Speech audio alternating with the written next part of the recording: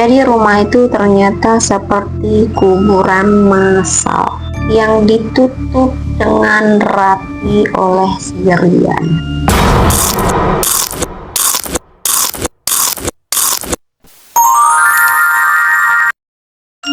Selamat datang di catatan terakhir.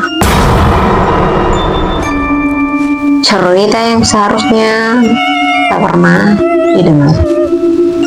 Kali ini kita punya cerita pembunuhan yang cukup terkenal. Tapi mungkin Gen Z belum tahu dengan cerita ini, yaitu cerita pembunuhan berantai. Ada yang tahu nggak cerita tentang Rian, si pembunuh berantai dari Jombang? Rian ini ketangkep pada tahun 2008, yang korbannya sampai belasan orang. Jadi nama lengkap si Rian ini adalah Ferry Idham Heniansah, tapi orang-orang lebih mengenalnya sebagai Rian Jombang. Oke, sebelum aku lanjut ke ceritanya, buat lo semua yang suka dengan konten kita, jangan lupa terus dukung kita dengan cara like, comment, share, and subscribe, biar kita lebih semangat lagi untuk memberikan cerita-cerita yang menarik. Dan buat lo yang punya cerita serem juga yang mau kita ceritain di sini, bisa langsung DM kita. Awalnya Rian dikenal kalem karena lulusan pesantren, tapi ternyata punya sisi gelap. Bagaimana cara dia membunuh?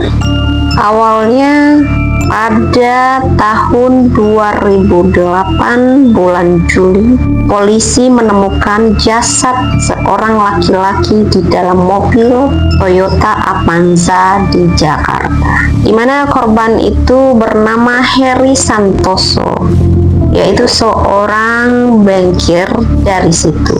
Lalu polisi melakukan penyelidikan yang mengarah ke Rian.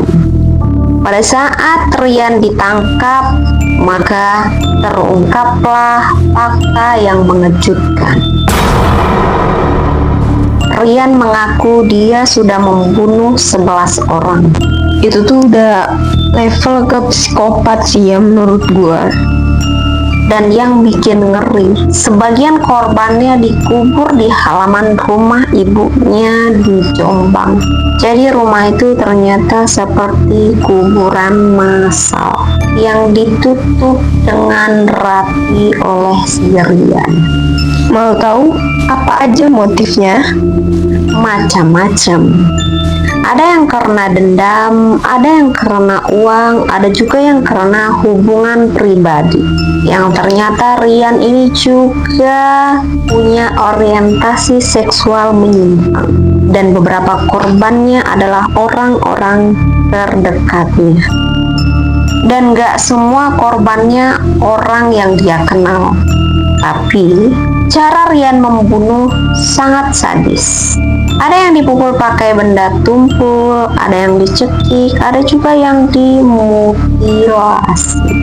Gila sih, itu benar-benar psikopat yang benar-benar serem banget.